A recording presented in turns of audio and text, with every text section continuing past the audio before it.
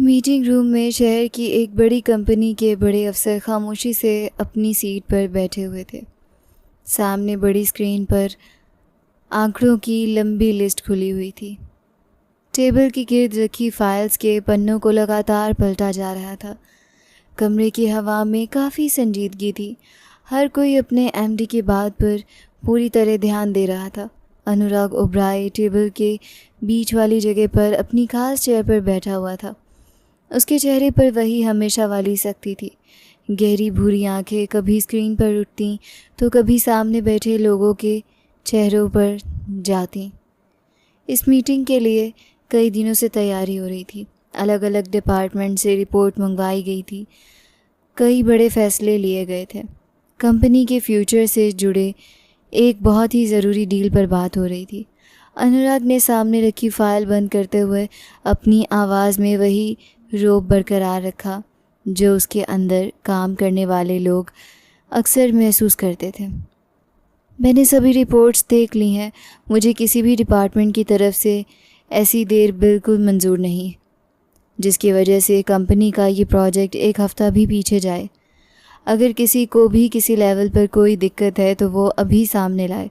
बाद में किसी बहाने की कोई जगह नहीं होगी। कमरे में बैठा हर इंसान पूरी संजीदगी से उसे सुन रहा था। अनन्या भी अपनी सीट पर सीधी बैठी हुई थी। फाइल के कुछ पन्नों को देख रही थी। वो कंपनी की एक ज़रूरी टीम का हिस्सा थी। अनुराग से उसकी कुछ फॉर्मल बातें पहले भी हो चुकी थीं, लेकिन आज पहली बार उसे इतने पास बैठने का मौका मिला था। उसने महसूस किया कि अनुराग ओबराय काम के मामले में ज़रूरत से ज़्यादा सीरियस इंसान था। उसके चेहरे पर मुस्कान बहुत कम दिखाई देती थी। उसकी बातों में कोई फालतू नरमी नाम की चीज़ नहीं थी। तभी मीटिंग रूम के खामोशी में भी एक छोटी सी आवाज़ गूंजी, दूध। अनुराग की उंगलियां फाइल के कागज़ पर रुक गईं। अनन्या ने चौंक कर अपनी नज़र उठाई। कमरे में बैठे कुछ लोगों ने भी एक दूसरे की तरफ देखा। छोटा आरव अपनी जगह पर बेचैन होकर पहलू बदल रहा था। उसके हाथ में एक छोटी सी कार थी जिसे वो कुछ देर से टेबल के नीचे चला रहा था। अनुराग ने उसे सुबह ही समझाया था कि मीटिंग के दौरान शांत रहना है, लेकिन 2 साल के बच्चे के लिए इतनी लंबी खामोशी शायद किसी सज़ा से कम नहीं थी। आरव ने अनन्या की तरफ देखा, फिर उसके भरे सीने की तरफ इशारा करते हुए बड़ी मासूमियत से दोबारा कहा, दूध, मुझे दूध पीना है। अनन्या का चेहरा एकदम लाल हो गया। उसने घबराकर अपने दुपट्टे को ठीक किया। सामने बैठे कुछ लोग अपने होठों पर हाथ रखकर हंसी रोकने की कोशिश कर रहे थे। अनुराग ने आंखें बंद करके एक गहरी सांस ली, जैसे वो अपने सब्र की आखिरी हद तक पहुंचता महसूस कर रहा हो। आरव ने तीसरी बार पहले से भी तेज़ आवाज़ में कहा, दूध, मुझे दूध पीना है, मुझे अभी पीना है, मुझे बहुत ज़्यादा दूध चाहिए। इस बार कमरे में दबी दबी हंसी फैल गई। 1-2 लोग अपनी नज़र फाइल्स पर झुका गए। एक साहब ने खांसते हुए अपनी मुस्कान छुपाने की कोशिश की। अनन्या के लिए इस वक्त ज़मीन में समाने भी कम था। उसने बेख्तियार आरव को देखा जो अपनी मासूम ख्वाहिश में दुनिया से बेखबर था। अनुराग ने अपने बेटे को घूरा, फिर अनन्या की तरफ देखा। उसके लहजे में साफ करवाहट आ गई। मिस अनन्या, आप थोड़ी देर के लिए बाहर जाएं। अनन्या ने कोई जवाब नहीं दिया। उसने तुरंत अपनी नज़र झुकाई, अपनी फ़ाइल बंद की और अपनी सीट से उठ खड़ी हुई। आरव ने तुरंत उसकी तरफ हाथ बढ़ा दिए, जैसे उसे पहले से पता हो कि अभी उसकी ख्वाहिश पूरी होने वाली है। अनुराग ने थोड़े सख्त लहजे में कहा, इसे भी अपने साथ ले जाइए।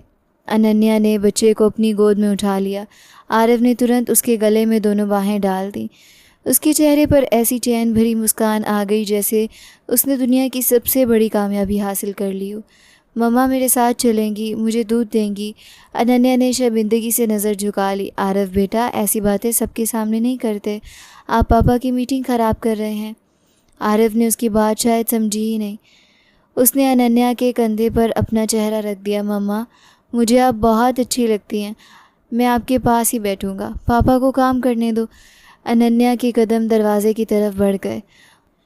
उसके दिल में अजीब सी घबराहट थी। उसे समझ नहीं आ रहा था कि वो इस सिचुएशन को कैसे निकले। अनुराग की नज़र कुछ पल तक उसके पीछे जाती रही, फिर उसने दोबारा मीटिंग की तरफ ध्यान दिया। 3 घंटे बाद मीटिंग ख़त्म हुई। अनुराग अपने कैबिन में एंटर हुआ तो उसके चेहरे पर थकन साफ दिखाई दे रही थी।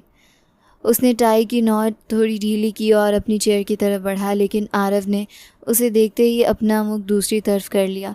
आरव, पापा के पास आओ। बच्चे ने तुरंत अनन्या के गले में बाहें और मजबूत कर दी। प्यारी मम्मा।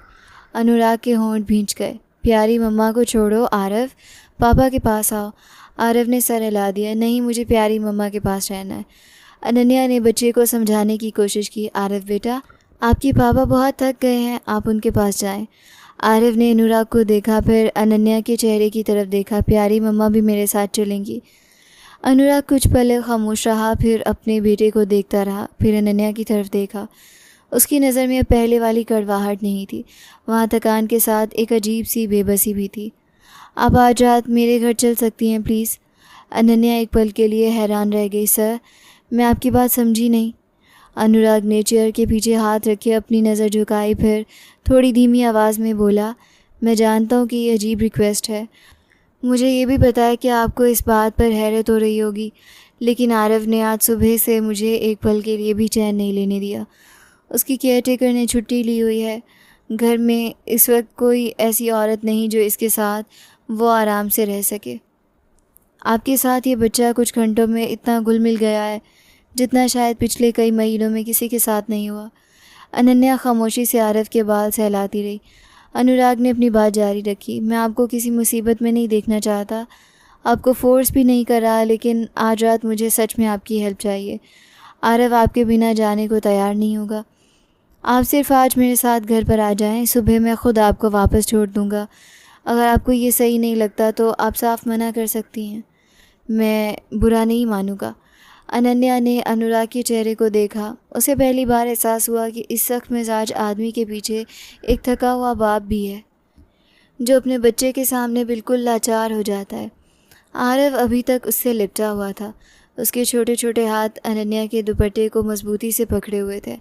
अनन्या ने आहिस्ता से कहा, सर, अगर ये सिर्फ आरव के लिए है तो मैं आज रात आपकी हेल्प कर सकती हूँ, लेकिन मैं चाहती हूँ कि आप ये बात क्लियर रखिए कि मैं सिर्फ इसे संभालने के लिए आपके घर आऊँगी।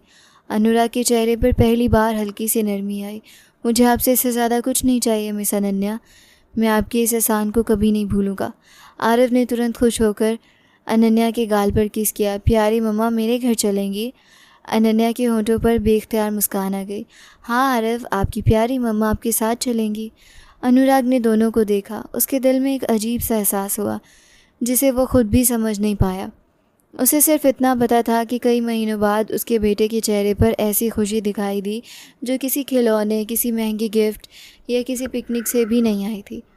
अनन्या की प्रेजेंस ने आरव के अंदर एक ऐसा सुकून भर दिया था जिसे अनुराग ने पहली बार फील किया था, और शायद इसी पल उसके दिमाग में एक ऐसा सवाल आया जिसका जवाब वक्त को अभी देना था। आरव रात तक अनन्या के साथ ही खेलता रहा। कभी वो अपने छोटे छोटे खिलौने उठाकर उसके सामने रख देता, कभी अपनी रंग बिरंगी कार्स दिखाता, कभी किसी खिलौने को उसके हाथ में पकड़ाकर खुद तालियां बजाने लगता, और अनन्या भी पूरे ध्यान के साथ उसकी हर बात सुनती रहती। आरव को शायद पहली बार कोई ऐसा मिला था जो उसकी छोटी से छोटी बात को भी इतनी इम्पोर्टेंस दे रहा था। अनन्या आरव के रूम में ही बैठी रही। कभी उसके बाल संवारती, कभी उसे पानी पिलाती, कभी उसके खिलौनों को सेट करती, तो कभी उसकी शरारत पर हंस देती। अनुराग अपने रूम से कई बार गुजरकर उस तरफ देख चुका था, लेकिन हर बार उसे यही लगा कि आरव को अनन्या के साथ देखकर घर की खामोशी कुछ कम हो गई है। रात काफ़ी हो चुकी थी। अनुराग ने घड़ी की तरफ देखा तो उसे ख्याल आया कि खाने का टाइम हो गया है। उसने सोचा कि अनन्या से पूछ लेता है, शायद वो आरव के साथ इतनी बिजी हो के उसे टाइम का ध्यान ही न रहे। वो रूम की तरफ बढ़ा। दरवाजे के पास पहुंचकर उसने हाथ बढ़ाया, फिर दरवाज़ा खोला तो सामने उसे सीन देखकर वो कुछ पल के लिए बिल्कुल सुन रह गया। आरव की छोटे से बेड पर अनन्या भी सो रही थी। बेड वैसे भी छोटा था, लेकिन अनन्या ने खुद को किसी तरह उसके एक कोने पर समेट रखा था। उसका चेहरा बिल्कुल शांत था। बालों की कुछ लटें उसके गालों पर बिखरी हुई थी। आरव उसकी बाहों में सिमटा हुआ था। उसका छोटा सा चेहरा अनन्या के सीने पर रखा हुआ था, जैसे कोई बच्चा अपनी माँ के पास चैन से सर रखकर सो जाता है। आरव के छोटे हाथ अनन्या के कपड़ों को मजबूती से पकड़े हुए थे। अनन्या का एक हाथ उसके सर पर था, जैसे नींद में भी वो उसे खुद से दूर नहीं होने देना चाहती हो। अनुराग की नज़र इस सीन पर पड़ी। उसके सीने में अजीब सी फीलिंग हुई। उसे न जाने क्यों आंखों में नमी महसूस हुई। वो एक पल तक वहाँ खड़ा रहा, फिर आहिस्ता से नज़र झुका ली। उसके दिमाग में एक ही ख्याल बार बार आने लगा। मैं जितना भी ये सोचूं कि मैं आरव को माँ और बाप दोनों बनकर पाल सकता हूँ, शायद मैं गलत हूँ। एक बच्चे को माँ की ज़रूरत होती है। एक बच्चे को सिर्फ खाना, कपड़े, घर और बाप का साया नहीं चाहिए होता। उसे किसी के हाथ की नरमी चाहिए होती है। उसे किसी की गोद चाहिए होती है। उसे किसी की आवाज़ चाहिए होती है। उसे वो प्यारे रिश्ते की ममता चाहिए होती है जो हर वक्त उसके साथ रहे। मैंने शायद अपने बेटे की ज़रूरत को अपनी ज़िद के पीछे छुपा दिया है। कहीं ऐसा तो नहीं कि मैं उसे एक पूरा घर देने की बजाय उसका बचपन आधा कर रहा हूँ। कहीं ऐसा तो नहीं कि वो अपनी माँ की कमी को दिल में छुपाकर बड़ा हो रहा है और मैं उसे ये समझाने की कोशिश कर रही हूँ कि बाप ही उसके लिए सब कुछ है। अनुराग ने दोबारा अनन्या और आरव को देखा, फिर खामोशी से दरवाज़ा बंद कर दिया। वो अपने रूम में वापस आ गया, लेकिन उसका दिमाग वहाँ ही अटका हुआ था। उसे बार बार यही ख्याल आ रहा था कि आरव को अनन्या के पास आकर इतना सुकून क्यों मिल रहा है। वो अनन्या से ही क्यों माँ वाली फीलिंग महसूस करने लगा है। अनुराग ने खिड़की के पास जाकर पर्दा हटाया। बाहर रात की खामोशी फैली हुई थी। शहर की लाइट्स दूर तक नज़र आ रही थी, लेकिन उसके अंदर अब एक अजीब सी बेचैनी थी। वो देर तक खिड़की के सामने खड़ा रहा, फिर अपने बेड पर जाकर लेट गया, लेकिन नींद उसकी आंखों से बहुत दूर थी। सुबह हुई तो अनुराग की आंख देर से खुली। संडे का दिन था, घर में वैसे भी कोई ख़ास हलचल नहीं होती थी, लेकिन जैसे ही वो अपने कमरे से बाहर निकला, उसके कदम एकदम रुक गए। सामने का मंजर उसके लिए बिल्कुल नया था। आरव साफ सुथरे कपड़ों में तैयार बैठा था। उसके बाल बने हुए थे, चेहरा धुला हुआ था। अनन्या उसके सामने बैठी उसे नाश्ता करवा रही थी। टेबल पर गरम गरम नाश्ता रखा था, दूध का गिलास था और साथ छोटी सी प्लेट में वो चीज़ें रखी थी जिन्हें आरव आमतौर पर देखते ही मुंह मोड़ लेता था, लेकिन आज वो बड़े चाव से खा रहा था। अनुराग कुछ पल दरवाजे के पास खड़ा उन्हें देखता रहा। अनन्या ने उसे देखा तो तुरंत मुस्कुराकर बोली, गुड मॉर्निंग सर। आप सो रहे थे इसलिए मैंने आपको नहीं जगाया, सॉरी सर। आरव सुबह ही उठ गया था। कहने लगा, मुझे भूख लगी है, इसीलिए मैंने सोचा कि इसके लिए नाश्ता बना दूं। मैंने आपके लिए भी नाश्ता बना दिया है, आप भी आकर नाश्ता कर लीजिए। अनुराग ने टेबल की तरफ देखा, फिर आरव की तरफ देखा। ये नाश्ता तुमने बनाया है? अनन्या ने हल्की सी मुस्कान के साथ सर हिला दिया। जी सर, मैंने सोचा आप लोगों को बाहर से मंगवाने की ज़रूरत नहीं है, घर में मौजूद चीज़ों से ही बना देती हूँ। आरव ने भी बहुत चाव से खाया है, बल्कि मुझे खुद हैरानी हो रही है कि वो चीज़ें भी खा रहा था जिन्हें आपसे शायद इसके सामने कई बार रखा होगा, लेकिन इसने कभी हाथ नहीं लगाया। अनुराग आहिस्ता आहिस्ता टेबल के करीब आकर बैठ गया। उसने प्लेट अपने सामने रखी। अनन्या ने खामोशी से उसके लिए चाय का कप भी आगे कर दिया। अनुराग ने एक नवाला लिया तो उसके अंदर एक अजीब सी फीलिंग जागी। खाना वाकई में अच्छा था, लेकिन इसे खाने से ज़्यादा उसे इस घर का बदलता हुआ माहौल महसूस हो रहा था। ये घर उसे कई सालों बाद पहली बार घर जैसा लग रहा था। उसे अचानक अपनी लेट वाइफ की याद आ गई, जो इसी तरह सुबह सूखे मुंह उठकर नाश्ता तैयार कर देती थी, फिर आरव के जागने का वेट करती थी। वो दोनों बच्चे के बीच में बिठाकर नाश्ता करते थे। वो वक्त कितना सिंपल था, लेकिन कितना पूरा था। अनुराग ने नज़रें झुका लीं। उसे महसूस किया कि अनन्या की प्रेजेंस ने उसके अंदर एक ऐसा दरवाज़ा खोल दिया है जिसे वो बहुत समय से बंद कर चुका था। आरव नाश्ता करते हुए खुशी से बोला, पापा, आज प्यारी मम्मा ने मुझे बहुत अच्छा नाश्ता दिया है। मैं सब कुछ खाया है, आप देखिए मैंने कुछ भी नहीं छोड़ा। अनुराग ने अपने बेटे को देखा। उसके होंठों पर बेख्तियार मुस्कान आ गई। हाँ बेटा, देख रहा हूँ, आज तुमने वाकई में बहुत अच्छा नाश्ता किया है। कुछ देर बाद केयरटेकर भी आ गई। आरव ने उसे देखा तो तुरंत अनन्या के करीब हो गया। उसके चेहरे पर नाराज़गी साफ दिखाई दे रही थी। तुम चली जाओ, तुम गंदी केयरटेकर हो, तुम आरव को मारती हो। अनुराग ने तुरंत चौंक कर बच्चे की तरफ देखा। ये क्या कह रहे हो आरव? केयरटेकर का चेहरा एकदम बदल गया। उसने तुरंत सफाई पेश की। नहीं नहीं सर, ऐसा कुछ नहीं है, मैंने इसे कभी नहीं मारा। ये बच्चा शायद नाराज़ है इसलिए ऐसी बातें कर रहा है। अनुराग की आवाज़ पहले से ज़्यादा सख्त हो गई। फिर ये झूठ क्यों बोलेगा? तुम्हें पता है आरव किसी के बारे में इस तरह की बात नहीं करता। मैंने इसे कभी किसी के खिलाफ ऐसे शिकायत करते नहीं सुना। तुम अभी यहाँ से चली जाओ, जब मुझे तुम्हारी ज़रूरत होगी मैं खुद बुला लूँगा। वो औरत मुंह बनाते हुए वहाँ से चली गई। अनुराग ने कुछ देर दरवाजे की तरफ देखा, फिर आरव को अपने पास बुलाया, लेकिन बच्चा तुरंत अनन्या से चिपक गया। अनुराग ने टोन सॉफ्ट किया, आरव पापा को बताओ, क्या उसने तुम्हें मारा था? आरव ने तुरंत सर हिलाया, हाँ पापा, उसने मुझे थप्पड़ लगाया था। ये प्यारी मम्मा जैसी नहीं है, ये गंदी है, ये मुझे प्यार नहीं करती। अनुराग का चेहरा सीरियस हो गया। उसने बेटे को अपनी बाहों में ले लिया, लेकिन उसकी नज़र बेख्तियार अनन्या की तरफ उठ गई। अनन्या खामोश बैठी थी, उसके चेहरे पर हैरानी भी थी और आरव के लिए दुख भी। कुछ देर बाद अनुराग ने घड़ी देखी तो 2 बजने वाले थे। वो अचानक अनन्या की तरफ ध्यान देने लगा। अनन्या, मुझे माफ़ कर दो, मैंने इस बारे में बिल्कुल नहीं सोचा कि आपके घर वाले आपके बारे में पूछेंगे। आपको रात के वक्त अपने साथ ले आया, आपसे ये भी नहीं पूछा कि आपके घर में कोई आपका वेट कर रहा होगा या नहीं। आपने भी मुझे कुछ नहीं बताया। अनन्या ने बहुत शांति से उसकी तरफ देखा। सर, मुझे पूछने वाला कोई नहीं है, मेरा कोई घर वाला है ही नहीं, मैं अकेली रहती हूँ। अनुराग के चेहरे पर हैरानी उभर आई। आप अकेली रहती हैं? जी सर, मैंने एक छोटा सा रूम लिया हुआ है एक प्राइवेट हॉस्टल में। वहाँ से स्टूडेंट्स रहते हैं, कुछ वर्किंग लोग भी रहते हैं। मैंने भी वहाँ एक रूम ले रखा है। वहाँ हर कोई अपनी लाइफ में बिज़ी रहता है, कोई किसी से ज़्यादा सवाल नहीं करता, इसलिए मुझे भी वहाँ रहने में आसानी है। अनुराग खामोश हो गया। उसके दिमाग में कई सवाल आए। वो पूछना चाहता था कि उसके पेरेंट्स कहाँ हैं, उसके घर वाले कौन हैं, वो अकेले क्यों रहती है, इस उम्र में उसके पास कोई अपना क्यों नहीं है। लेकिन अनन्या के चेहरे पर फैली खामोशी ने उसे रोक दिया। उसने महसूस किया कि हर सवाल का जवाब मांगने का हक शायद अभी उसे नहीं मिला था। अनुराग ने सिर्फ इतना कहा, अगर आपको किसी चीज़ की ज़रूरत हो तो मुझे बता दीजिएगा। अनन्या ने हल्की सी मुस्कान के साथ जवाब दिया, जी सर, मैं बता दूंगी। आरव ने उसी पल दोनों की तरफ देखा, फिर अपनी छोटी सी बाहें अनन्या की तरफ बढ़ा दी। प्यारी मम्मा आज भी मेरे साथ रहेंगी। अनुराग ने बेटे की तरफ देखा, फिर अनन्या की तरफ। इस बार उसके दिल में पैदा होने वाले एहसास को वो खुद भी कोई नाम नहीं दे सका था।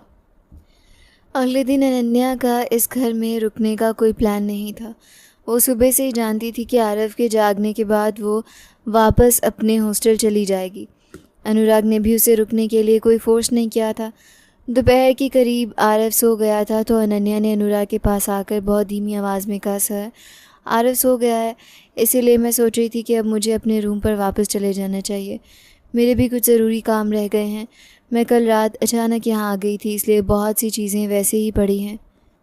अनुराग ने उसकी बात सुनकर एक पल के लिए आरव के रूम की तरफ देखा, फिर अनन्या की तरफ ध्यान दिया। जी ठीक है, आपको अगर वापस जाना है तो मैं ड्राइवर के साथ आपको ड्रॉप करवा देता हूँ, आप खुद जाने की परेशानी ना उठाएं। अनन्या ने सर हिला दिया। बहुत शुक्रिया सर। अनुराग ने ड्राइवर को बुलाया। अनन्या ने आरव के रूम में जाकर सोते हुए बच्चे को गौर से देखा, उसके माथे पर हाथ रखा, उसके बालों को आहिस्ता से संवारा, फिर जाने के लिए मुड़ी तो एक पल के लिए उसके कदम रुक गए। उसे खुद भी समझ नहीं आया कि इस छोटे से बच्चे के लिए उसके दिल में इतना प्यार इतने कम वक्त में कैसे पैदा हो गया था। वो झुककर उसके गाल को बहुत हल्का सा टच करके बाहर आ गई। ड्राइवर उसे उसके हॉस्टल छोड़ आया था। अनन्या अपने रूम में वापस पहुंच गई। वहां आकर उसने अपनी ज़रूरी काम निपटाए, कपड़े सेट किए, कुछ पेपर्स देखे, टेबल पर बिखरी चीज़ें समेटी, लेकिन उसके दिमाग में बार बार आरव का मासूम चेहरा आ रहा था। उसे पता था कि बच्चा सोकर उठेगा तो उसे ढूंढेगा। उसने दिल ही दिल में सोचा कि पता नहीं उठने के बाद क्या बोलेगा, कहीं ज़िद ना करे, कहीं शोर ना मचाए, कहीं अनुराग के लिए इसे संभालना मुश्किल ना हो जाए। दूसरी तरफ अनन्या का अंदाज़ा बिल्कुल सही साबित हुआ। आरव की आंख खुली तो उसने सबसे पहले अपने आसपास देखा, फिर बेड से उठकर दरवाजे की तरफ देखा। उसकी आंखें नींद से भरी हुई थीं, लेकिन अनन्या वहाँ मौजूद नहीं थी। वो कुछ पल खामोशी से खड़ा रहा, फिर उसके छोटे से चेहरे पर उदासी फैल गई। मम्मा कहाँ है? मम्मा कहाँ है? मुझे मम्मा के पास जाना है। अनुराग ने तुरंत उसे अपने करीब किया। बेटा, अनन्या अपने घर गई हैं, वो फिर आ जाएंगी। आरव ने ज़ोर से सर हिलाया। नहीं, मुझे अभी मम्मा के पास जाना है, मुझे प्यारी मम्मा चाहिए। अनुराग ने उसे पानी का गिलास दिया। आरव ने मुंह फेर लिया। खाना सामने रखा गया तो उसने हाथ तक नहीं लगाया। अनुराग ने उसके फेवरेट टॉयज़ उसके सामने रखे, लेकिन वो किसी चीज़ की तरफ ध्यान नहीं दे रहा था। वो लगातार रोता रहा।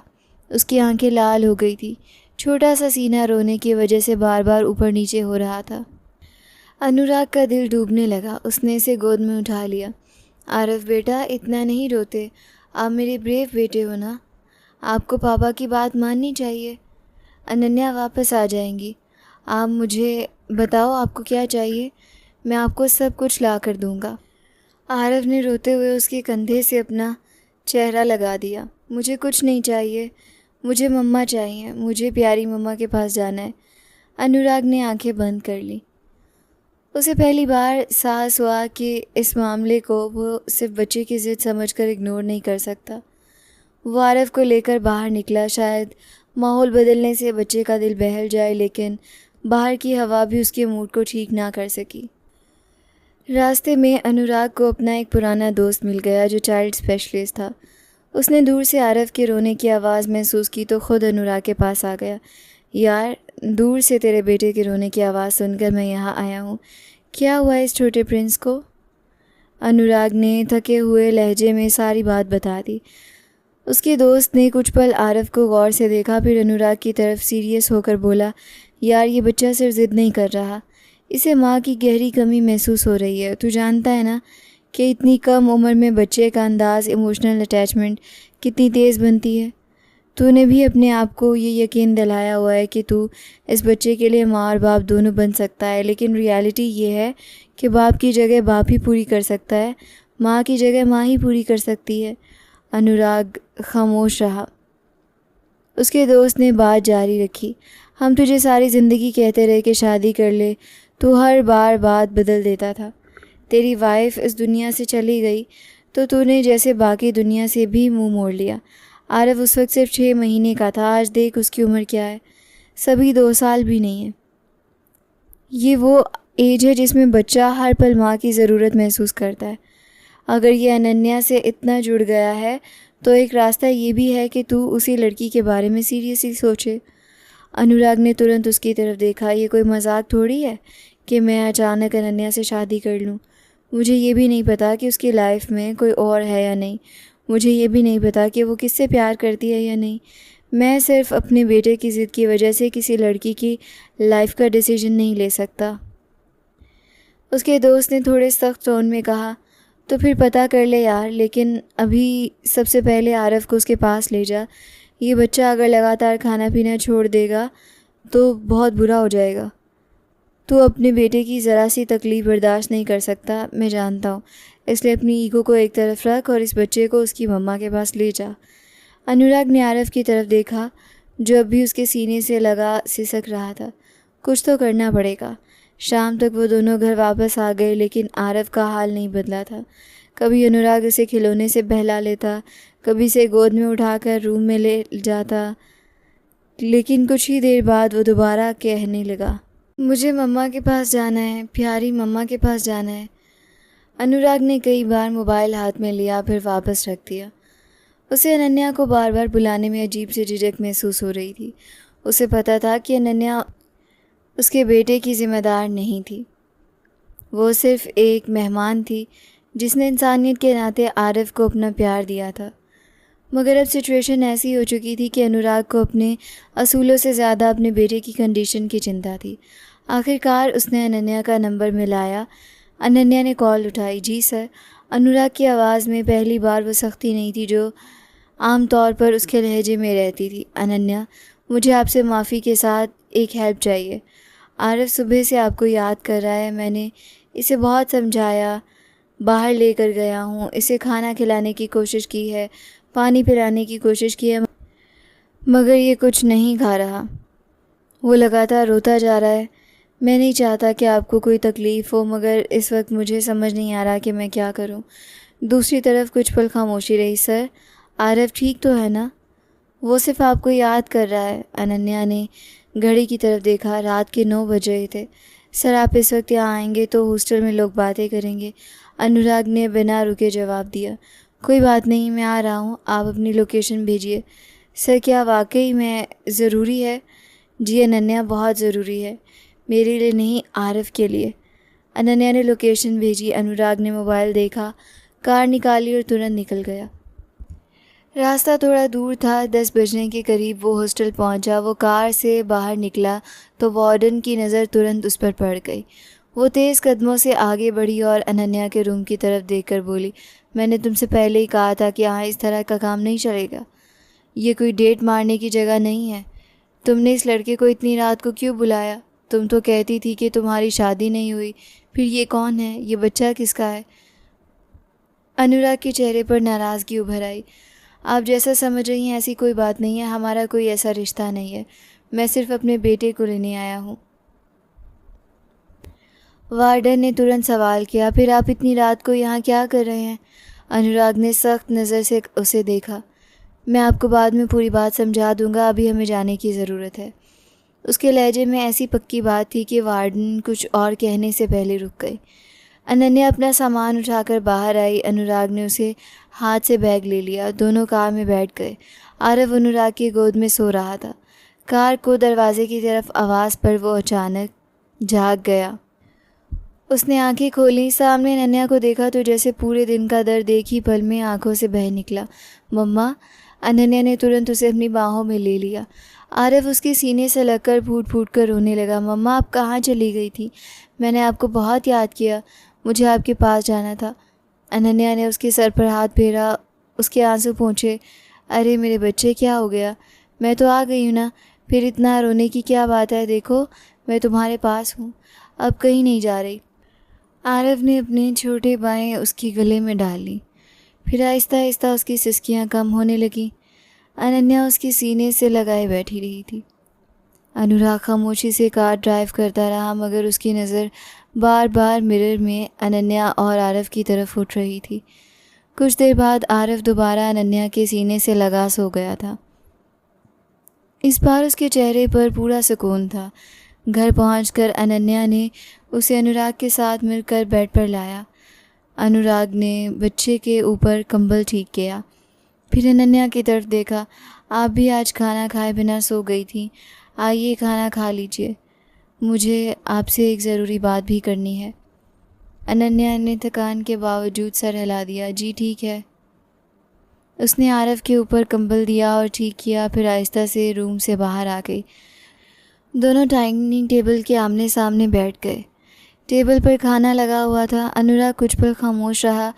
अनन्या भी खामोशी से अपनी प्लेट में खाना निकाल रही थी, मगर दोनों के बीच फैली खामोशी आम खामोशी नहीं थी। इस खामोशी में आरव का मासूम लगाव भी था। उस रात की बेबसी भी थी, हॉस्टल में हुई गलतफहमी भी थी, और सबसे बढ़कर एक ऐसा सवाल था जिसे अनुराग अपने दिल में लिए बैठा था। क्या अनन्या सिर्फ आरव के लिए एक टेम्परेरी सहारा थी? ये शायद किस्मत ने उसे इस घर के दरवाजे तक किसी और वजह से पहुंचाया था। डाइनिंग टेबल पर दोनों के बीच कुछ देर तक खामोशी रही। फिर अनुराग ने प्लेट में रखा खाना ख़त्म किया। पानी का ग्लास उठाकर एक घूंट लिया। उसके दिमाग में कई सवाल लगातार घूम रहे थे।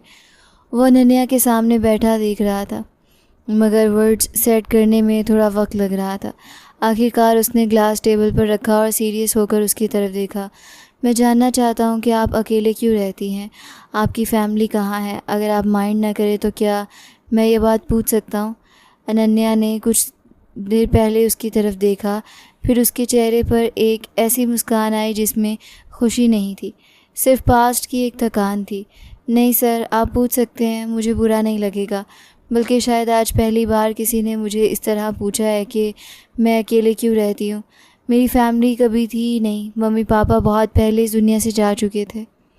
उनके जाने के बाद मैं अपने भैया और भाभी के साथ रहती थी। मैंने हमेशा यही समझा था कि शायद वो मेरे लिए पेरेंट्स की कमी पूरी कर देंगे, मगर वक्त के साथ साथ मुझे एहसास हुआ कि हर रिश्ता सिर्फ नाम का है। भैया ने मेरी शादी एक लड़के से कर दी। उन्होंने इस रिश्ते के बारे में ज़्यादा जांच पड़ताल नहीं की, ना मेरी मर्ज़ी जानने की कोशिश की, ना ये देखा कि वो इंसान मेरे लिए सही भी है या नहीं। बस शादी कर दी। अनन्या ने कुछ पल के लिए अपनी नज़र प्लेट में झुका ली, फिर धीमी आवाज़ में बात जारी रखी। उस इंसान की शादी के बाद पता चला कि मैं जॉब करती हूँ। शुरू में तो उसने मेरी जॉब बहुत अच्छी लगी क्योंकि मेरे पास बहुत अपनी इनकम थी, मगर फिर वो मेरी कमाई पर पैलने लगा। मेरे ही पैसे से घर चलाता, फिर भी मुझे हर वक्त ताने देता। कभी कहता कि तुम्हें अपना काम पर बहुत घमंड है, कभी मेरी जॉब को बुरा कहता, कभी मुझे घर से बाहर निकलने पर बातें सुनाता था। फिर आहिस्ता आहिस्ता उसका बिहेवियर बदलता गया। वो मुझ पर हाथ उठाने लगा।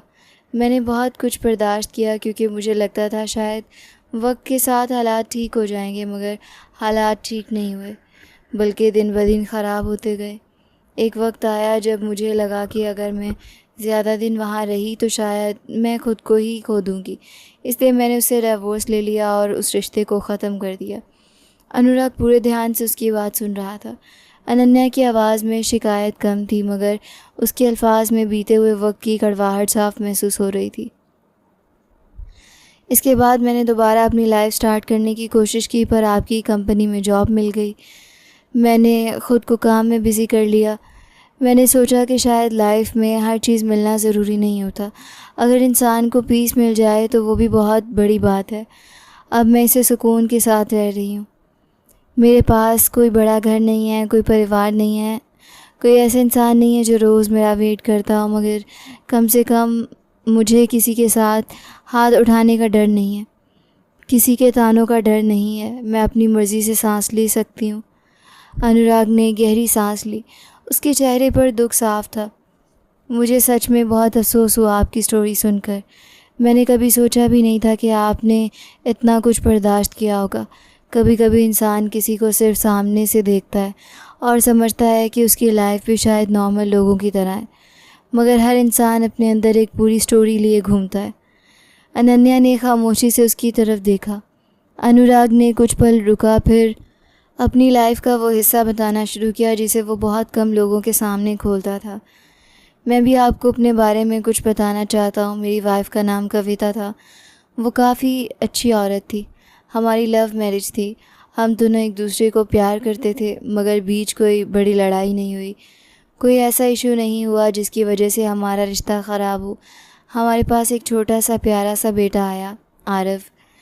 वो उस वक्त हमारी दुनिया बन गया, मगर उसकी पैदाइश के बाद कविता की हेल्थ में कुछ कॉम्प्लिकेशंस आने लगीं। हमारे शुरू में लगा कि शायद ये सब डिलीवरी के बाद नॉर्मल है। हमने ज़्यादा ध्यान नहीं दिया, मगर वक्त के साथ साथ उसकी तबीयत ख़राब होती गई और 6 महीने के अंदर अंदर वो चली गई। हम उसे बचा नहीं सके। अनुराग की आवाज़ में पहली बार घबराहट और दर्द आया। मैं आज तक ख़ुद को माफ़ नहीं कर सका कि शायद मुझे पहले समझ जाना चाहिए था, शायद मुझे ज़्यादा ध्यान देना चाहिए था, शायद मैं उसे किसी बेटर डॉक्टर के पास ले जाता तो वो बच जाती। मगर सच ये है कि मैं उसे बचा नहीं पाया। और उसके जाने के बाद आरव बहुत छोटा था। वो सिर्फ 6 महीने का था। मैंने ख़ुद को समझाया कि मैं इसके लिए माँ और बाप दोनों बनूंगा। मैं इसे किसी चीज़ की कमी महसूस नहीं होने दूंगा, मगर शायद मैं अपने आप को तसल्ली दे रहा था। अनन्या की आंखों में भी आंसू आ गए। उसने बहुत नरमी से कहा, मुझे आपकी बात सुनकर बहुत अफसोस हुआ, मगर आप अपने आप को ये मत कहिए कि आप उन्हें बचा नहीं पाए। शायद इंसान हर चीज़ अपनी कोशिश से नहीं बदल सकता। कुछ डिसीजन हमारे हाथ में नहीं होते। आप जो कुछ कर सकते थे वो किया होगा, इसलिए आपने आपको सज़ा देना बंद कीजिए। अनुराग ने कुछ पल तक अनन्या को देखा, फिर उसके लहजे में एक सीरियस टोन आ गया। मुझे आपसे एक और ज़रूरी बात करनी है। अनन्या ने तुरंत अपनी नज़र उठाई। जी सर, बताइए।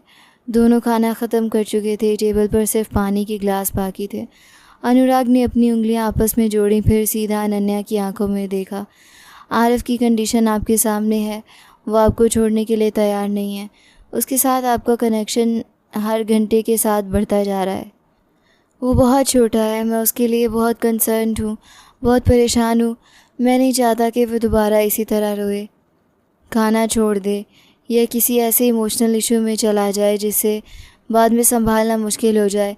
क्या कोई ऐसा अरेंजमेंट हो सकता है कि आप इसी घर में रह जाती ताकि आरव को आपकी प्रेजेंस मिलती रहे? अनन्या ने उसकी बात सुनकर थोड़े हैरानी से उसे देखा। अगर आपको कोई प्रॉब्लम नहीं है तो मैं रह लूँगी इस घर में। अगर आरव को मेरी प्रेजेंस से सुकून मिलता है तो मुझे भी उसे इस तरह रोता हुआ देखना अच्छा नहीं लगता। अनुराग ने गहरी सांस ली, फिर बहुत साफ लहजे में कहा, मैं ये कहना चाह रहा हूँ कि आप मुझसे शादी कर लें। अनन्या पानी का गिलास उठाकर अभी एक घूंट ले रही थी कि अनुराग के शब्द सुनते ही पानी उसके गले में अटक गया। वो बुरी तरह खांसने लगी। अनुराग तुरंत अपनी जगह से उठा और उसके पास आकर उसकी पीठ पर हल्की हल्की थपथपाई करने लगा ताकि उसकी सांस नॉर्मल हो सके। आहिस्ता आहिस्ता सांस लीजिए, आप ठीक हैं? अनन्या ने कुछ पल बाद सांस नॉर्मल की, फिर हैरान होकर आंखों से अनुराग को देखने लगी। आप अभी मुझे शादी करने की बात कर रहे थे? अनुराग वापस अपनी सीट पर बैठ गया। उसके चेहरे पर अजीब सा सुकून था। जी, मैं शादी की ही बात कर रहा था, इसमें क्या बुराई है? अनन्या के चेहरे पर हैरानी अभी बाकी थी। आप इतने बड़े बिजनेसमैन हैं और मैं एक छोटी सी मामूली सी वर्कर। आप वाकई में मुझसे शादी करेंगे? अनुराग ने तुरंत सर हिलाया। यहाँ बिजनेसमैन और वर्कर की कोई बात नहीं है। रिश्ते ओहदे देखकर नहीं बनते, इंसान देखकर बनते हैं। आप एक अच्छी इंसान हैं। आरव ने आपको कुछ दिनों में खुद चुन लिया है। बच्चे बहुत मासूम होते हैं, वो किसी के पैसे, किसी के ओहदे या किसी के ख़ानदान नहीं देखते, वो सिर्फ प्यार की भाषा समझते हैं। और मुझे लगता है कि मेरा बेटे को आपसे बेहतर माँ नहीं मिल सकती। अनन्या के चेहरे पर आहिस्ता आहिस्ता मुस्कान आने लगी। मैं सोचूंगी भी तो क्या ही सोचूंगी, अगर आप ऐसा चाहते हैं तो मुझे कोई प्रॉब्लम नहीं है। अनुराग के चेहरे पर पहली बार साफ मुस्कान आई। ठीक है, मुझे भी कोई प्रॉब्लम नहीं है। फिर इस हफ्ते इस रिश्ते को एक नाम दे देते हैं। अनन्या ने हल्की सी हंसी के साथ कहा। इतनी जल्दी? अनुराग ने मुस्कुराते हुए कहा, अब वो छोटा बदमाश आपको हाईजैक करके बैठ गया है, अब वो आपके जाने नहीं देगा। अनन्या ने अपनी नज़रें झुका ली। उसके होंठों पर एक सॉफ्ट मुस्कान फैल गई। वो छोटा बदमाश तो मेरे दिल में ही घर बना चुका है। शादी से पहले के 2-3 दिन ख़रीदारी और तैयारियों में गुजर गए। अनुराग ओबराय ने इस शादी को किसी बड़ी ग्रैंड पार्टी में बदलने की कोशिश नहीं की थी। ना लंबी चौड़ी रस्में की गई, ना बेशुमार लोगों को बुलाया गया। बस ज़रूरी चीज़ें ख़रीदी गईं। कुछ कपड़े लिए गए, कुछ ज्वेलरी ली गई, घर की कुछ चीज़ें सेट की गईं। फिर भी 2 दिन ऐसे गुजरे जैसे वक्त ने अपने कदम तेज़ कर लिए हों।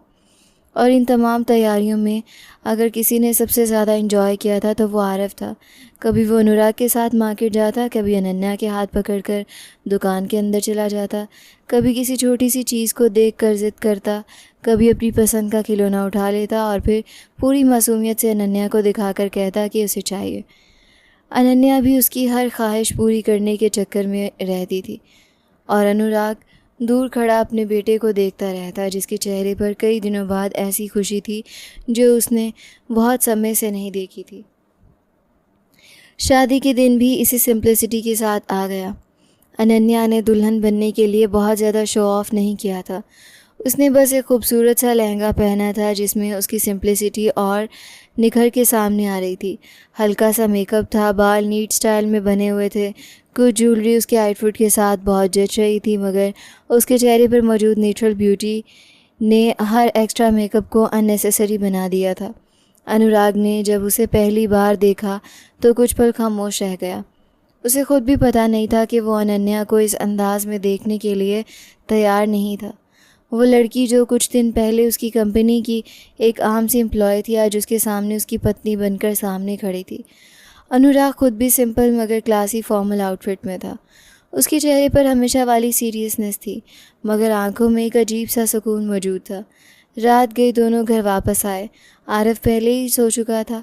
अनुराग ने रूम में एंटर होते ही बच्चे को देखा, फिर अनन्या की तरफ ध्यान दिया। आरव को उसके रूम में लटा देते हैं ताकि वो आराम कर ले। अनन्या ने तुरंत सर हिलाया। नहीं, मैं इसे उसके रूम में नहीं सुलाऊंगी। पता नहीं आपने क्यों ये अलग सुलाने की आदत बना रखी है। इतना छोटा बच्चा अलग रूम में कैसे सो सकता है? ये हमारे साथ सोएगा। मैंने पहले ही इसका क्रिब अपने रूम में रखवा दिया था। अनुराग कुछ पल उसे देखता रहा। अनन्या ने जिस अंदाज से यह बात कही थी उसमें किसी अनजान बच्चे के लिए चिंता नहीं थी। उसमें एक माँ जैसा हक मौजूद था, जैसे आरव पहले ही उसका अपना बेटा बन चुका हो। अनुराग के दिल में बेइख्तियार एक खुशी सी जागी। ठीक है, जैसे आपको सही लगे। अनन्या ने आरव को केयर के साथ उठाया, फिर अपने बेड के बिल्कुल साथ रखे हुए क्रिब में लेटा दिया। आरव ने नींद में करवट बदली, फिर अपना छोटा सा हाथ ऊपर उठाया। अनन्या ने झुककर उसके हाथ को थपथपाया और जब उसे यकीन हो गया कि वो गहरी नींद में सो गया है तो सीधी होकर खड़ी हो गई। अनुराग खामोशी से उसे देखता रहा। अनन्या आहिस्ता आहिस्ता अपनी ज्वेलरी उतारने लगी। पहले कानों से इयररिंग्स उतार कर टेबल पर रखे, फिर गले से नेकलेस उतारा। इसके बाद उसने अपने चेहरे से हल्का सा मेकअप साफ़ किया। उसके चेहरे पर अब उसकी नेचुरल ब्यूटी रह गई थी। वो बेड के एक कोने पर आकर बैठ गई। अनुराग भी कुछ दूरी पर दूसरे कोने पर बैठ गया। दोनों के बीच एक खामोशी थी, मगर इस खामोशी में स्ट्रेंजर होने के साथ साथ एक अजीब सा सुकून भी था। अनुराग ने अपनी तरफ से एक छोटी सी डिब्बी उठाई, फिर आहिस्ता से इसे अनन्या की तरफ खिसका दिया। अनन्या ने डिब्बी की तरफ देखा, फिर अनुराग के चेहरे की तरफ देखा। ये क्या है? अनुराग ने थोड़े सिंपल टोन में जवाब दिया, आपकी मुंह दिखाई का गिफ्ट। वैसे ये मत समझिएगा कि मैंने इस रस्म के बारे में सोच कर ये गिफ्ट ख़रीदा है। बस मेरी तरफ से ये आपके लिए एक छोटा सा गिफ्ट है। अनन्या ने डिब्बी अपने हाथ में ले ली। उसने आहिस्ता से लिड खोला तो अंदर एक खूबसूरत डायमंड रिंग देखी थी। कुछ पल के लिए उसकी आंखें हैरानी से फैल गईं। वो रिंग को देखती रही, फिर अनुराग की तरफ देखा। ये तो बहुत महंगा गिफ्ट है, मैं ये नहीं रख सकती। अनुराग ने हैरानी से उसे देखा। पत्नी हो मेरी, फिर क्यों नहीं रख सकती? उसके लहजे में अचानक ऐसा हक आ गया था कि अनन्या एक पल के लिए खामोश हो गई। उसने अनुराग की आंखों में देखा तो वहाँ कोई शो ऑफ नहीं था, कोई फामिल बात नहीं थी, बस एक सिंपल सा यकीन था कि अब वो उसकी पत्नी है और उसे अपनी तरफ से कुछ देना उसका हक भी है और रिस्पॉन्सिबिलिटी भी। अनुराग ने अपना हाथ आगे बढ़ाया। अनन्या ने कुछ पल तक उसे हाथ को देखा, फिर खामोशी से अपना हाथ उसकी तरफ बढ़ा दिया। अनुराग ने उसकी उंगलियों को अपने हाथों में थामा तो पहली बार दोनों के हाथ इस तरह एक दूसरे से मिले थे। अनन्या के अंदर अजीब सी फीलिंग पैदा हुई। उसका दिल जैसे एक पल के लिए अपनी हार्ट बीट भूल गया। अनुराग ने भी उसके हाथ की नज़ाकत को फ़ील किया, मगर उसके टच में कोई जल्दबाजी नहीं थी। उसने बहुत केयर के साथ उसकी पतली सी उंगली में रिंग पहना दी। रिंग उंगली में आकर जैसे इस रिश्ते की पहली साफ निशानी बन गई। अनुराग ने उसका हाथ छोड़ने से पहले धीमी आवाज़ में कहा, सिर्फ बच्चे की आया बनाकर नहीं लाया हूँ आपको, ऐसा मत समझिएगा। रिश्ता जोड़ा है तो निभाना भी जानता हूँ, लेकिन इस रिश्ते में जो भी होगा आपकी मर्ज़ी से होगा। मैं आपसे किसी चीज़ की ज़बरदस्ती नहीं करूँगा। आपको जितना टाइम चाहिए होगा मैं दूँगा, क्योंकि मेरे लिए ये शादी सिर्फ आरव की वजह से नहीं है। मैंने आपको एक इंसान के नाते पसंद किया है और आपके साथ लाइफ स्पेंड करने का डिसीजन लिया है। अनन्या कुछ पल तक खामोश रही। उसकी नज़र रिंग पर टिकी हुई थी। फिर उसने आहिस्ता से अपना हाथ वापस खींच लिया। Thank you. अनुराग ने उसके चेहरे को देखा, जैसे इसे एक वर्ड के पीछे छुपी हुई बात समझने की कोशिश कर रहा हो, मगर अनन्या ने कुछ और नहीं कहा। उसके लिए ये सिर्फ एक थैंक यू नहीं था, ये इस बात का शुक्रिया था कि अनुराग ने उसकी फीलिंग्स को समझने की कोशिश की थी। उसने सिर्फ आरव की ज़रूरत नहीं समझा था, उसने उसे अपनी पत्नी के नाते एक्सेप्ट करने की बात की थी, और उससे भी बढ़कर उसने उसके डिसीजन का रिस्पेक्ट करने का प्रॉमिस किया था। अनुराग ने ज़्यादा कुछ नहीं पूछा। वो जानता था कि कुछ बातें शब्दों से नहीं की जाती। रूम में खामोशी फैल गई। आरव अपने क्रिब में सुकून से सो रहा था। अनन्या ने एक बार फिर उसे देखा, फिर अपना सर पिलो पर रख दिया। अनुराग भी अपने बेड के दूसरे कोने पर लेट गया। दोनों के बीच कुछ डिस्टेंस मौजूद था, मगर इस रात पहली बार इस डिस्टेंस के बावजूद एक रिश्ता उन दोनों के बीच मौजूद था। आरव की हल्की हल्की सांसें रूम में सुनाई दे रही थी। अनन्या ने आंखें बंद की तो उसकी उंगली में पहनी गई रिंग का एहसास अभी तक ताज़ा था। अनुराग ने सीलिंग की तरफ देखते हुए एक लंबी सांस ली, फिर आंखें बंद कर लीं। कुछ ही देर बाद दोनों सो गए और उनके बीच मौजूद खामोशी ने इस रिश्ते की पहली रात को अपने अंदर सेव कर लिया। अब अनन्या का ऑफिस जाना बिल्कुल बंद हो चुका था। उसकी लाइफ जैसे एक नई रूटीन में ढल गई थी। सुबह आँख खुलते ही सबसे पहले उसकी नज़र आरव पर जाती, फिर पूरा दिन इस छोटे बच्चे के गिर्द घूमता रहता। कभी वो उसके नहलाती, कभी उसे कपड़े पहनाती, कभी उसके बाल बनाती, कभी उसे खाना खिलाती, कभी उसके साथ फ्लोर पर बैठकर खिलौनों से खेलती और कभी उसे अपनी गोद में लेकर घर के किसी कोने में बैठ जाती। आरव की हेल्थ भी पहले से कहीं ज़्यादा बेहतर हो गई थी। उसके चेहरे पर अब वो उदासी नहीं थी जो अनन्या के आने से पहले हर वक्त दिखाई देती थी। उसके गालों पर दोबारा रौनक आ गई थी। उसकी आंखों में शरारत रहने लगी थी और सबसे बढ़कर अब रात को सोने के वक्त भी उसे किसी की तलाश नहीं होती थी, क्योंकि अनन्या उसके बिल्कुल पास होती थी।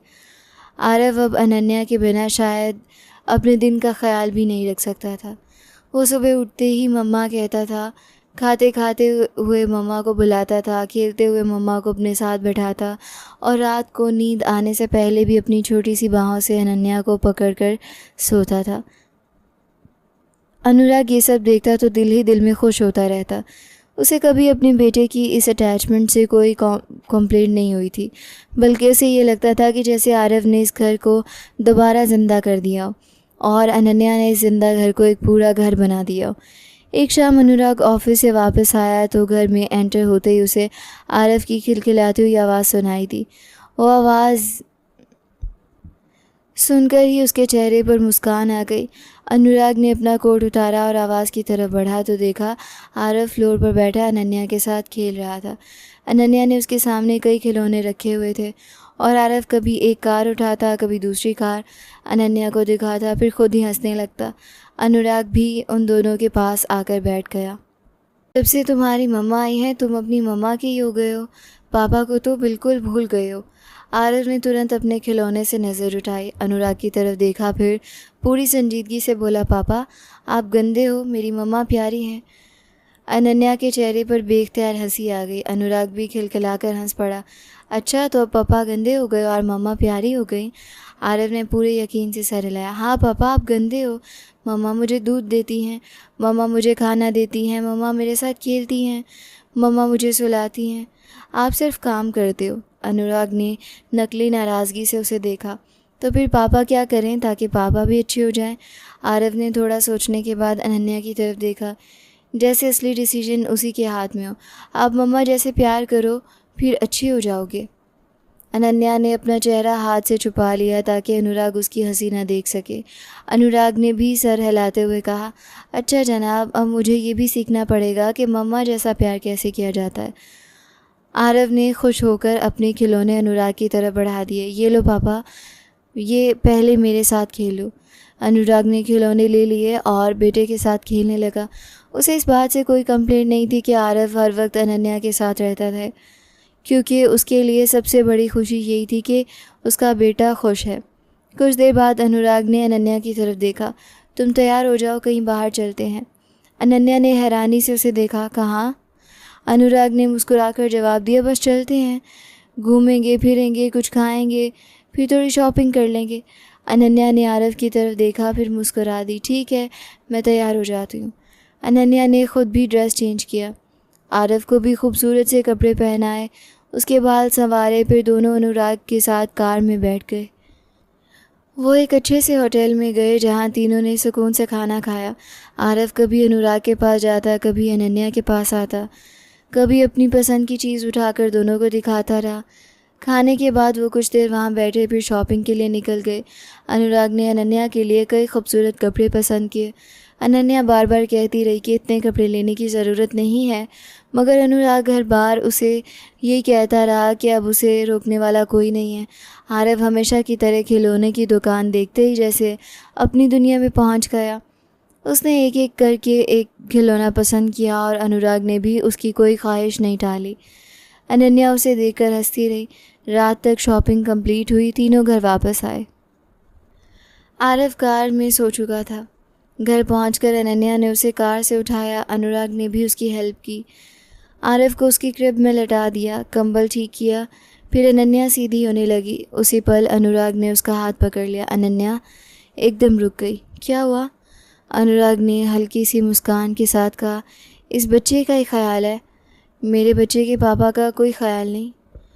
अनन्या के चेहरे पर तुरंत शर्म फैल गई। वो नज़रें झुकाकर खड़ी हो गई। उसे समझ नहीं आ रहा था कि अनुराग को क्या जवाब दे। अनुराग ने उसकी खामोशी फील कर ली। उसने तुरंत टोन सॉफ्ट कर ली। क्या बात है? अनन्या ने आहिस्ता से कहा, मुझे ये सब बहुत अजीब लगता है। अनुराग ने उसका हाथ छोड़ने की बजाय नरमी से थामे रखा। क्यों अजीब लगता है? अनन्या ने नज़रें उठाई, फिर तुरंत झुका ली। क्योंकि 2 साल तक मैं आपकी कंपनी में काम करती रही हूँ, आप मेरे बॉस थे, मैं आपको हमेशा सर कहती रही हूँ, मुझे अब भी कभी कभी समझ नहीं आता कि अचानक ये सब कैसे बदल गया। अनुराग के चेहरे पर मुस्कान आ गई। सर था, अब नहीं हो, अब मैं तुम्हारा पति हूँ। कुछ सोचो मेरे बारे में थोड़ा बहुत। अनन्या के चेहरे पर शर्मीली सी मुस्कान फैल गई।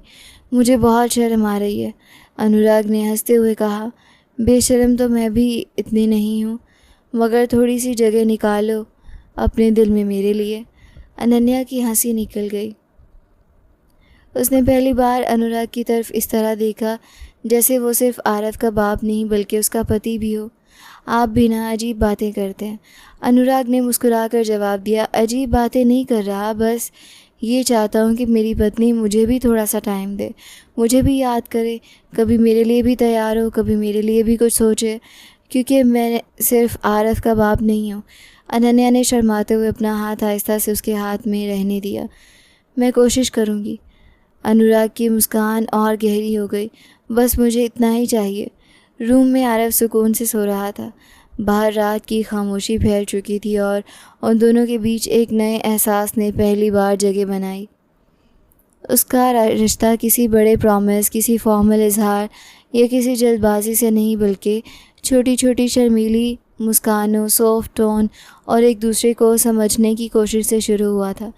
अनन्या ने पहली बार फील किया कि शायद उसे इस घर में सिर्फ आरव की माँ बनकर नहीं रहना था बल्कि अनुराग की लाइफ में भी अपनी एक जगह बनानी थी। और अनुराग ने भी पहली बार फील किया था कि शायद उसकी लाइफ में सिर्फ एक माँ की कमी पूरी नहीं हुई थी बल्कि उसे अपने दिल को भी एक औरत मिल गई थी जिसके साथ वो दोबारा लाइफ को फील कर सकता था। वक्त गुजरता गया और वो दिन भी आ गया जब अनुराग और अनन्या के बीच वो डिस्टेंस बाकी ना रहा जो इस रिश्ते के शुरू में मौजूद था। अनन्या अब सिर्फ आरव की माँ बनकर इस घर में नहीं रहती थी बल्कि अनुराग की पत्नी भी बन चुकी थी, दिल से, जान से, रूह से। और शायद अनुराग के लिए सबसे खूबसूरत बात यही थी कि इस चेंज के लिए उसे किसी ज़बरदस्ती, किसी डिमांड या किसी कंप्लेंट की ज़रूरत नहीं पड़ी थी। ये सब कुछ बहुत आहिस्ता आहिस्ता खुद उन दोनों के दिलों में उतरता चला गया था। अनुराग को अब घर आने की जल्दी रहती थी क्योंकि उसे पता होता था कि दरवाज़ा खुलते ही आरव दौड़कर उससे लिपटेगा और अनन्या मुस्कुराकर उसे देखेगी। कभी वो उसके लिए चाय रख देती, कभी खाने के बारे में पूछती, कभी उसके दिन भर के काम के बारे में जानने की कोशिश करती। और अनुराग को फ़ील होता कि घर वापस आना अब सिर्फ एक रूटीन नहीं रहा बल्कि उसकी लाइफ की सबसे खूबसूरत ज़रूरत बन चुका है। अनन्या के लिए भी अनुराग अब सिर्फ वो इंसान नहीं रहा था जिसे वो कभी सर कहकर बात करती। वो अब उसका पति था, उसका अपना इंसान था। वो इंसान जिसके साथ वो अपनी खुशी शेयर करना चाहती थी, जिसकी थकान देखकर उसका दिल बेचैन हो जाता था, जिसकी मुस्कान उसे अंदर तक खुश कर देती थी और जिसकी खामोशी भी उसे बाकी दुनिया से ज़्यादा महसूस होने लगती थी। कभी अनुराग रात को आरव को अपने बीच लेटा कर देखता तो कभी उसे यकीन नहीं होता कि उसकी लाइफ इतनी बदल सकती है। जिस घर में कभी खामोशी काटने को दौड़ती थी उसी घर में अब आरव की हंसी गूंजती थी, अनन्या की आवाज़ सुनाई देती थी। कभी तीनों मिलकर खाना खाते, कभी आरव खाने से ज़्यादा शरारत करता और दोनों उसे देखकर हंसते रहते। कभी वो अनन्या के साथ खेलते खेलते सो जाता और अनुराग उसे उठकर क्रिब में लिटा देता। एक रात अनुराग ने अनन्या को देखा जो आरव के बाल संवार रही थी। आरव गहरी नींद में था, उसके चेहरे पर पूरा सुकून था। अनन्या ने बहुत प्यार से उसके माथे को चूमा, फिर कंबल ठीक किया और उठने लगी तो अनुराग ने आहिस्ता से उसका हाथ थाम लिया। तुम्हें पता है, जब मैंने पहली बार तुम्हें आरव के साथ देखा था तो मुझे लगा था कि शायद तुम सिर्फ मेरे बेटे की लाइफ में आई हो, लेकिन अब मुझे समझ आ गया कि तुम मेरी लाइफ में भी आई थी। अनन्या ने उसकी तरफ देखा, उसकी आंखों में नरमी उतर आई। और मुझे भी ये समझ आ गया है कि मैं सिर्फ आरव की माँ बनकर नहीं आई थी, मैं आपकी पत्नी बनने के लिए भी आई थी। शायद इसलिए दिल ने आप दोनों को इतनी जल्दी अपना मान लिया था। अनुराग ने उसका हाथ अपने हाथ में ले लिया। मैंने लाइफ में बहुत कुछ खोया था, मुझे लगता था कि अब मेरे हिस्से में सिर्फ रिस्पॉन्सिबिलिटीज़ हैं, मगर तुमने मुझे दोबारा ये एहसास दिलाया कि इंसान लाइफ के एक पार्ट को ख़त्म होने के बाद भी दोबारा खुश हो सकता है। अनन्या ने धीरे से मुस्कुरा कर कहा, और आपने मुझे ये यकीन दिलाया कि हर रिश्ता तकलीफ़ देने वाला नहीं होता, कुछ रिश्ते इंसान को दोबारा जीना सिखा देते हैं। अनुराग ने उसके हाथ को मजबूती से थाम लिया। अब तुम कहीं नहीं जाओगी। अनन्या की आंखों में मुस्कुराहट उतर आई। अब जाने का इरादा भी नहीं है। दोनों ने आरव को देखा जो नींद में बेखबर था, फिर एक दूसरे को देखा और इस पल दोनों के दिल में एक ही एहसास था कि उनकी लाइफ पूरी हो चुकी है। प्यार उन दोनों के बीच किसी एक पल में नहीं आया था। वो तो आरव से मासूम प्यार से शुरू हुआ था, फिर रोज़मर्रा की छोटी छोटी बातों में बढ़ता चला गया था, एक दूसरे की केयर में गहरा हुआ था, एक दूसरे के दर्द को समझने और मजबूत हुआ था। और फिर एक दिन दोनों को एहसास हुआ कि अब वो एक दूसरे के बिना अपनी लाइफ का ख्याल भी नहीं रख सकते। अनन्या अब सिर्फ आरव की माँ नहीं थी, वो अनुराग की पत्नी भी थी, उसका प्यार थी, उसका सुकून थी, उसकी लाइफ का वो हिस्सा था जिसके बिना उसका घर दोबारा कभी घर नहीं लग सकता था। अनुराग भी सिर्फ आरव का बाप नहीं था, वो अनन्या का पति था, उसका प्रोटेक्टर था, उसका पार्टनर था, उस इंसान ने जिसने कभी सोचा था कि वो पूरी लाइफ अपने बेटे के साथ अकेले रह लेगा।